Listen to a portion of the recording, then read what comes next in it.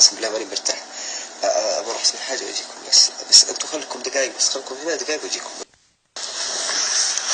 ايوه كذا قسم بالله الحين ارتحت والله يود، احس براحة والله، احس هذا كذا براد يا رب لك الحمد. العالم بالخاص فوق تحت. الواد اللي قال بدري شو تسوي لي، قال صفني انتم يا صفني، ترى والله راح تغير وجهي. بعدين انا ارتاح زي كذا، احس انتم بعد ترتاحون. يا اخوان تعرفون المثل اللي خيرا تعمل شرا تلقى؟ اي والله هذا اللي قال المثل هذا صحيح والله، وانتشر وصار وباء، والوضع انتفخ زيادة على اللزوم. اعلمكم السالفة وش صار لي اليوم. والله يا جماعة في المطار في امان الله، كنت جوا المطار بعدين طلعت اكلم وفي جلسة برا المطار، رحت جلست تمام حلوين. المهم وانا جالس انا شوي جت بنت عمرها كذا 28 27 الا يوم انها طاحت فوق استخر. المهم يوم جات البنت دي تسقع في جدار جنبي وانا طالع فيها منخرس كذا شوي، اللي هي طالعت في عيونها العيون بعنقها صغرت كذا. يوم شفتها كذا وعيونها متقلبة والله امس سالفة اتوسل اليك هذه، واليوم سالفة ذي. انا خرجت ما ادري ايش اسوي، انا وقفت اسمه زي اشوفها تتمسح في الجدران وتون. اول مرة اشوف حياتي الفات بس على حقيقة صدق والله. المهم جيت عندها قلت وش فيك يا خيتي فيك شيء انتي؟ ما بداني اكمل السؤال الا بغت تطيح وانا امسكها والله وبيدها الثنتين حلو، ونادي العسكري وجاء العسكري قال ايش فيك؟ قلت والله بدري ذي بتطيح. قال طيب تعرف؟ لا والله ما اعرفها. شويه الا البنت يوم انها فكت يدي وماسكتني بيد واحده ويد الثانيه تمسك بطنها كذا. انا نظرت فيها قلت انت حامل؟ قالت لا ايش حامل ايه؟ والله ونركبها في العربيه. قلت وين المحل الاسعاف؟ قالوا لي هنا. قلت انت معك احد؟ قالت ايه يمي. قلت وين امك؟ والله ولا حد جاء. واخليها في العربيه واجلس كذا عند اركبها كذا. قلت يا خيتي وش فيك انت طيب؟ عشان انا يعني امك بتجي ولا انا اوديك هنا ولا ايش السالفه؟ انا ما بعد دقيقتين الا والله اشوف حرمه كبيره في السنجايه تعدي والشرار في عيونها قسم بالله كانها ام مسعود اذا قرب من عيالها. انا يوم شفتها بغيت اجري ما ادري ايش. يوم وقفت عندي امها قالت انت ايش تبغى؟ قلت ايش بس بنتك طاحت وركبناها العربية ونوديها الإسعاف. طالعت فيه قالت أقول انقل عني هناك. قلت ايش انقل عني؟ بنتك بغت تموت تتقلب في الجدران. قالت ما بجاي شيء وخر عنها بس. أنا ذهلت من الموقف. أمزح والله بس الزبدة أنا مسكت معي بعض. طالع في الأمة الكبيرة قلت يا أمي بنتك طاحت قدامي وشلتها حطيتها على الكرسي بوديها الإسعاف هنا ما بتفوتك الطيارة. قالت مالك دخل. أنا ذهلت زيادة. أنا مسكت معي عبط في نفس الوقت رحمتها. والأم ما يحاسب بنتها ما أدري إيش السالفة. أنا أول مرة أشوف والله العظيم صدق أول مرة أشوف زي كذا يعني أنا ما قد مر علي.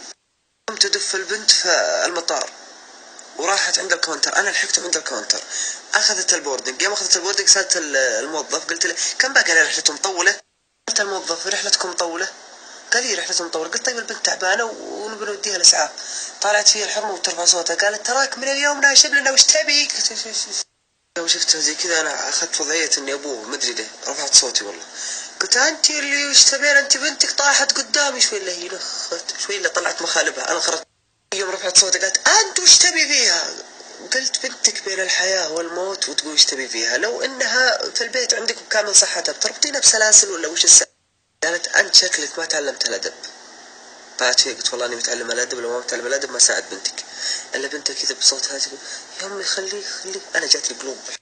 الا الام يوم التفتت في بنتها قالت انت كلي طوط طوط طوط طوط.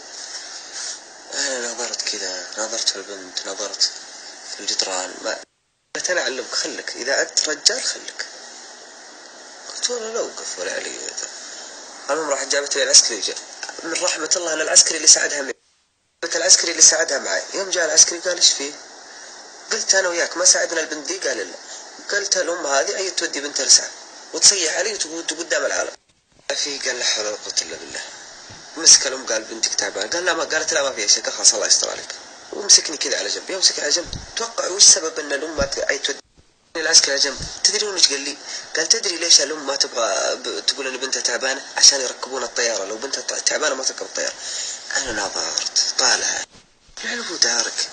بنتك لو تموت والسبب ان عشان الطياره. طيب لو ماتت في الطياره؟ والله يا اخوان هذا اللي صار معي بالنص الواحد. العسكري قلت حسبي الله ونعم الوكيل واخذ شنطي وامشي. يوم مشيت الا مرت من جنبي طلعت فيه قالت علموك الادب بيني وبين نفسي. طلعت فيه قلت لها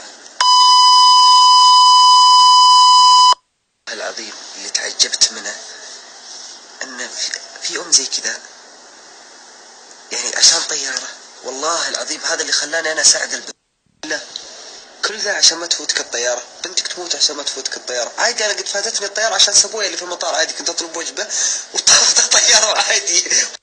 نعطيكم قصة للعظة والعبرة، بما أن أغلب متابعيني يعني في ناس حريم كبار وكذا عشان يخافون الله ببناتهم.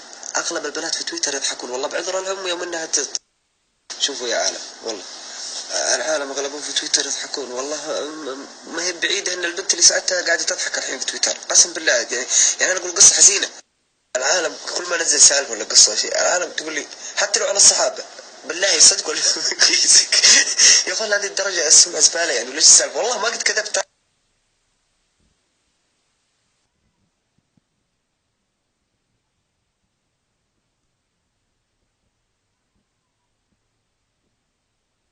والله العظيم والله العظيم والله العظيم ما كذبت بالسالفة. قسم بالله حسيت اني بمحكمة برلك انت وياه يا اخي. يا اخو احلف انا كذب ولا مش السالفة.